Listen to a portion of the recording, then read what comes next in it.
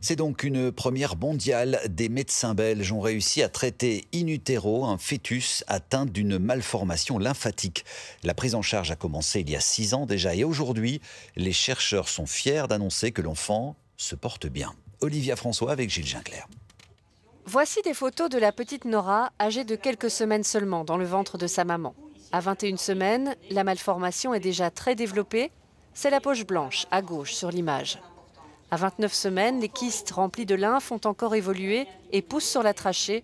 Plus question d'attendre.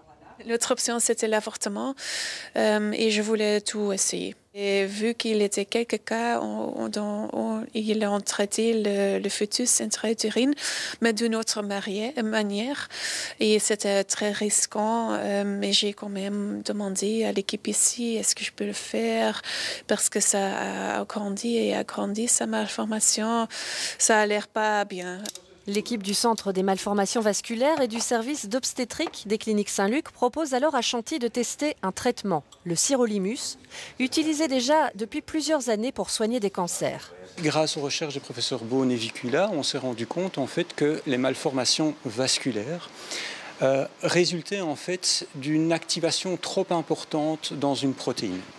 Et le sirolimus a l'avantage en fait de diminuer de façon significative et drastique l'activation de cette protéine. Le traitement est administré à la maman de Nora par voie orale de la 29e à la 32e semaine. Quasi pas d'effets secondaires et des résultats spectaculaires. Vous attendiez des résultats pareils? À ce point-là, non.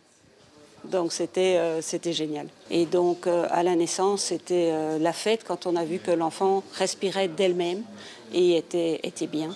Aujourd'hui, après plusieurs traitements et une opération, la fillette de 6 ans vit une vie tout à fait normale. D'autres pays comme l'Espagne et les États-Unis commencent eux aussi à utiliser cette thérapie.